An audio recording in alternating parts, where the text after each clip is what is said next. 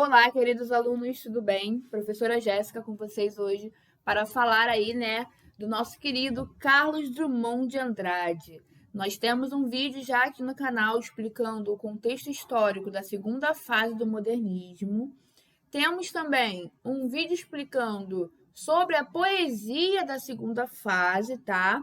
E eu preferi falar dos poetas separadamente, em vídeos separados, para vocês poderem entender, o que passa, o que passou, na cabeça deles nesse momento, nesse período, conhecer um pouquinho da história deles e etc. Beleza? Antes de iniciar a explicação, vou pedir aqueles 3 favores de sempre, que o primeiro é deixar um like nesse vídeo, tenho certeza que você vai adorar a explicação. Segundo, se inscreve no nosso canal, caso você ainda não seja inscrito. E terceiro, ativa o sininho e fica por dentro aí de tudo que está rolando aqui no canal, ok?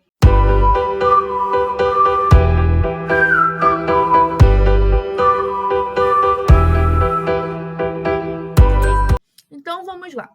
Vamos aí ver um pouquinho sobre Carlos Drummond de Andrade. Ele foi aí o precursor, da poesia de 30. Ele publicou uma obra aí que ficou conhecida, que foi Alguma Poesia, tá? Ele é considerado um dos maiores escritores do Brasil e ele fez parte da segunda geração modernista. Ele foi contista, foi poeta, contista, cronista e também foi professor, vou chegar lá nessa parte, tá? Aqui no período do modernismo. Ele nasceu aí em 1902, tá, galera? Como tá aqui em cima no vídeo.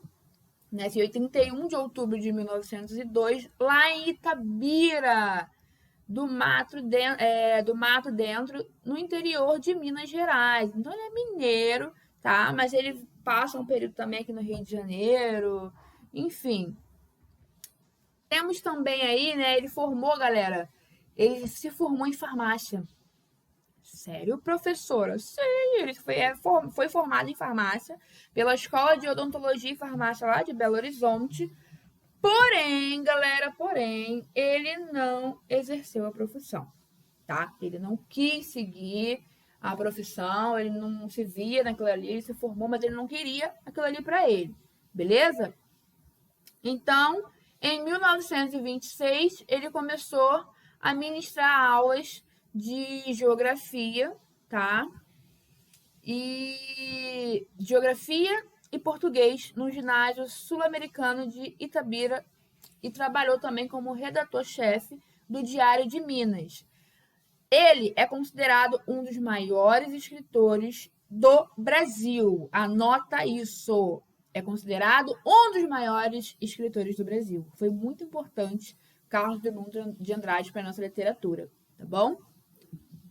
Como eu já falei, que ele ministrou as aulas de português e geografia, Ele continuou os trabalhos literários dele ali em 1930, Ele publicou aí o seu primeiro livro, como eu falei, que foi Alguma Poesia, que é um dos seus poemas, e um dos seus poemas aí mais conhecidos é o No Meio do Caminho.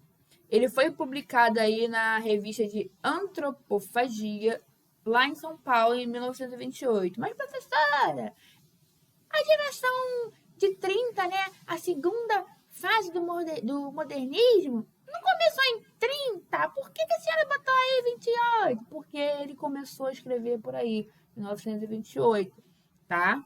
Ele ganhou destaque na segunda fase. Mas Drummond, ele foi até aí além da segunda fase, como vocês podem ver, ele faleceu em 1987. Então, vocês já sabem, O cara escreveu, tem uma obra aí, tem uma bagagem muito grande, uma contribuição muito boa para a nossa literatura. Por isso que ele é muito importante, ok? Ele se destacou na segunda fase. Então, vamos ler aqui esse poema dele aí, que ele escreveu aí para a revista de Antropofagia. Lembra? Primeira fase do modernismo, Oswald de Andrade aí com essa revista, lembram? Então vamos lá. Olha aí o poema. No meio do caminho tinha uma pedra. Tinha uma pedra no meio do caminho. Tinha uma pedra. No meio do caminho tinha uma pedra. Nunca me esquecerei desse acontecimento. Na vida de minhas retinas tão fatigadas, nunca me esquecerei que no meio do caminho tinha uma pedra. Tinha uma pedra no meio do caminho. No meio do caminho tinha uma pedra. Reparem que ele repetiu aí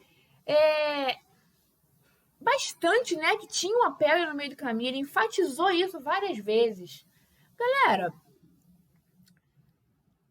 esse poema do Drummond, ele dialoga aí, né, com um soneto que foi escrito pelo poeta parnasiano Olavo Bilac.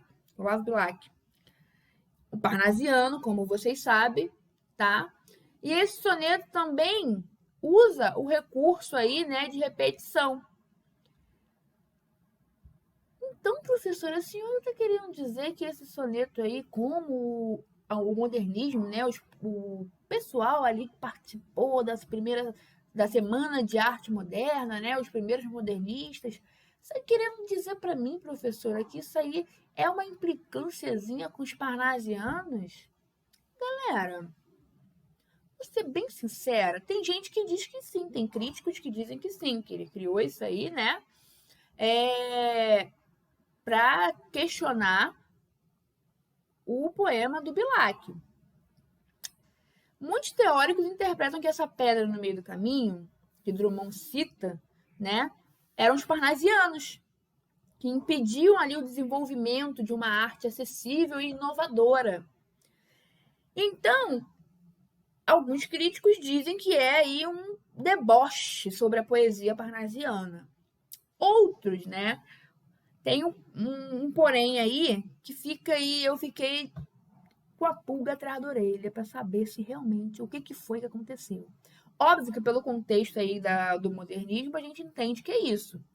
Porém, a gente olhando por um lado mais pessoal, né, biográfico ali dentro da biografia do Drummond, ele se casou com Dolores Dutra.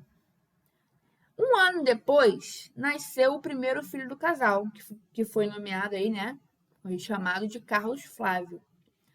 Só que teve um porém, a criança nasceu e ficou viva ali por meia hora, uma hora, por aí.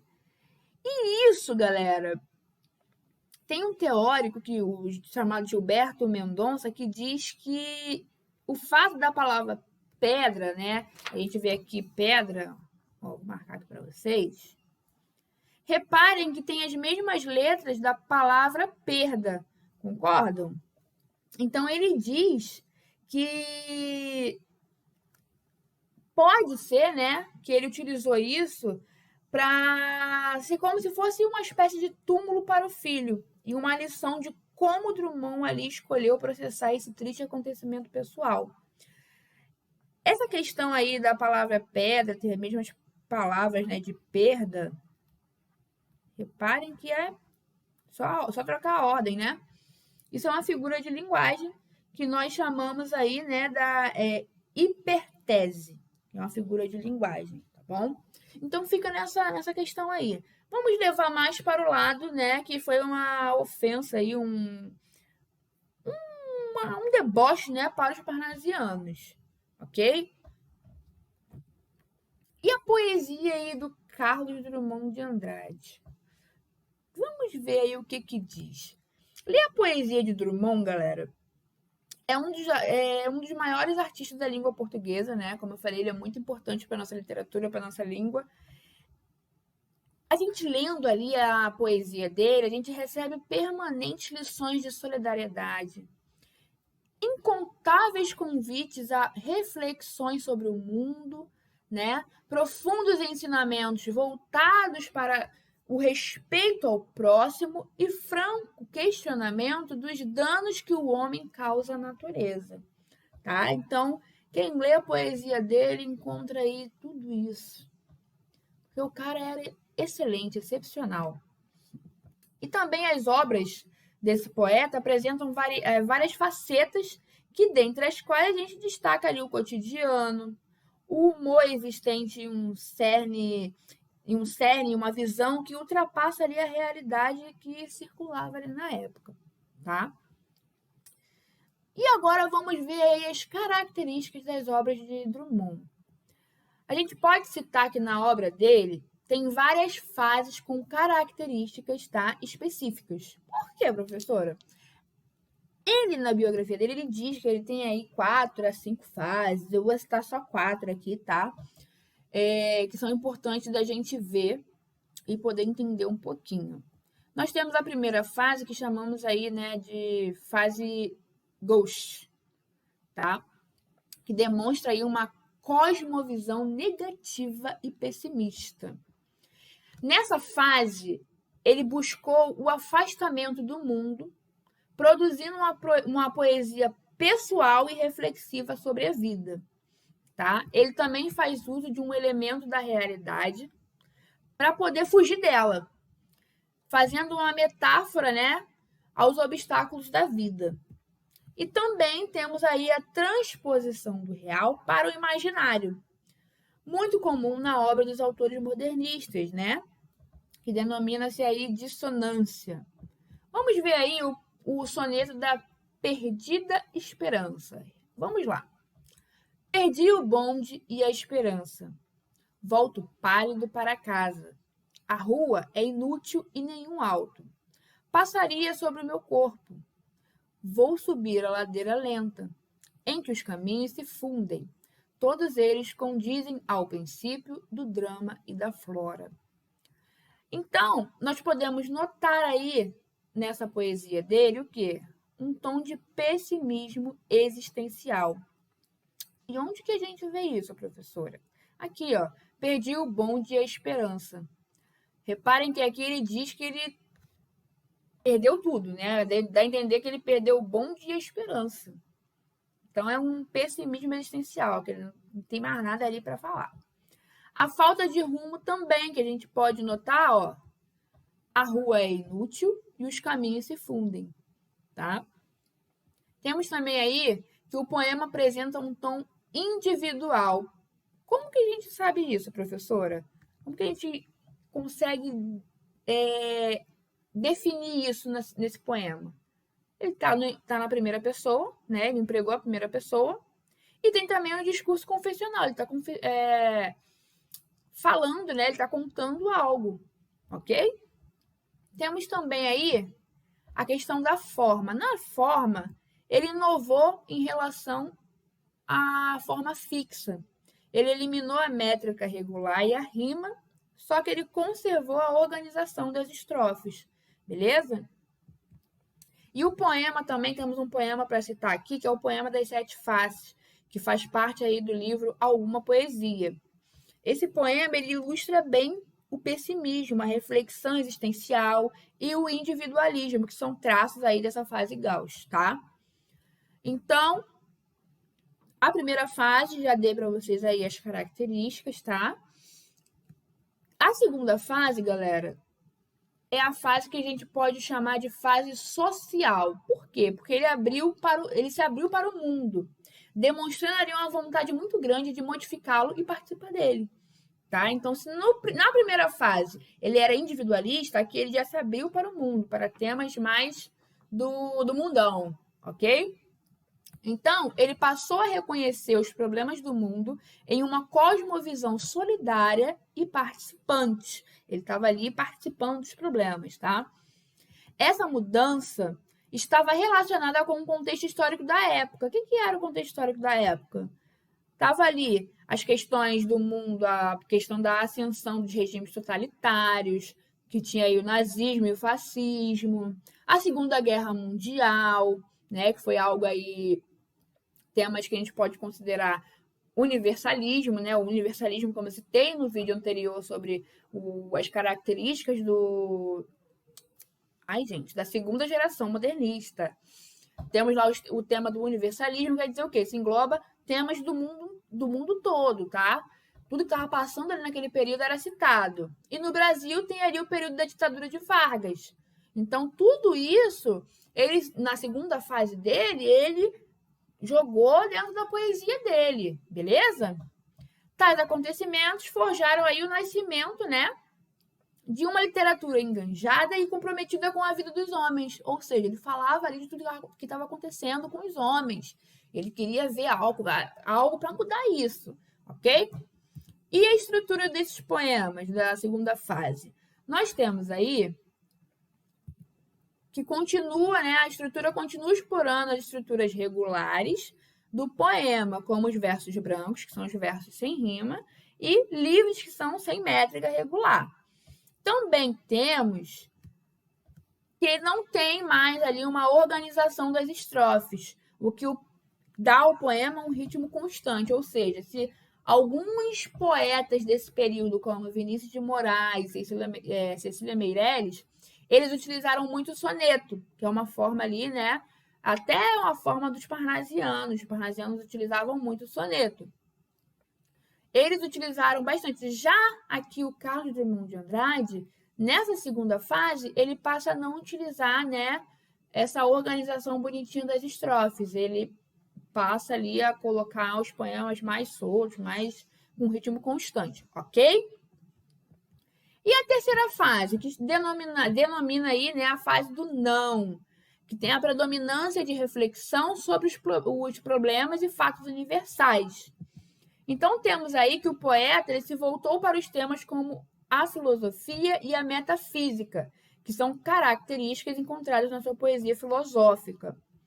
E, ao mesmo tempo, ele desenvolveu a poesia nominal, com tendências ao concretismo, cuja sua preocupação estende-se ali a recursos gráficos do texto.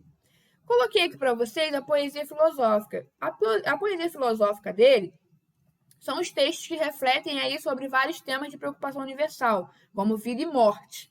Já na poesia nominal, temos a presença de neologismos e aliterações, ok? Então, guardem isso aí. Na quarta fase, é a fase que nós denominamos aí como memória. Por que memória, professora? Porque ele se voltou ali para o passado pessoal dele, onde predominavam ali os espaços da família, o local que ele morou, a infância, temas de recordação. Ele falou também bastante da imagem do pai, né? Então, essa quarta fase é a fase da memória, beleza?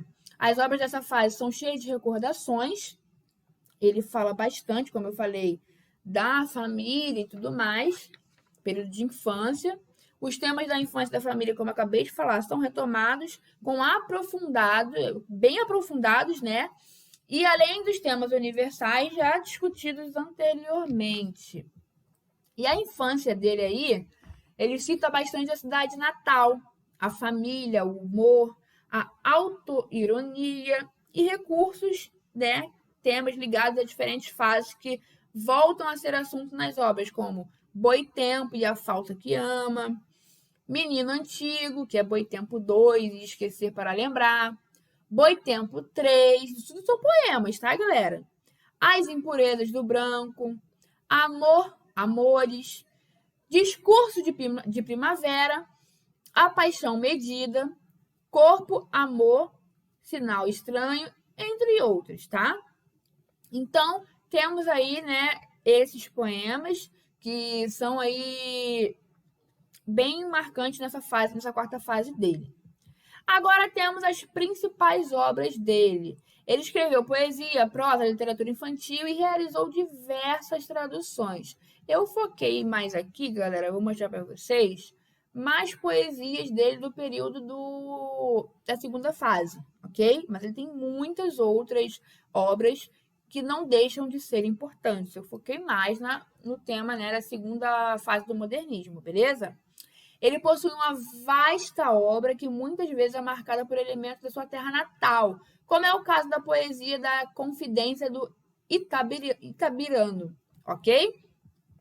Então, botei aqui a primeira, Alguma Poesia, que foi aí o marco da poesia da segunda fase modernista, Brejo das Almas, Sentimento do Mundo, Confissões de Minas, A Rosa do Povo. Reparem que eu coloquei só até o período ali, né, do modernismo, da segunda fase, beleza?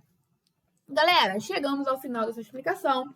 Espero que vocês tenham gostado, entendido, tá? Eu trouxe só um pouquinho aí do que era, do que foi Drummond, né? Porque vai muito além desse vídeo aqui. Se for parar para contar a vida de Drummond, vai montar mais que um livro, vamos dizer assim, ok? Então, beijo, fiquem com Deus e até a próxima.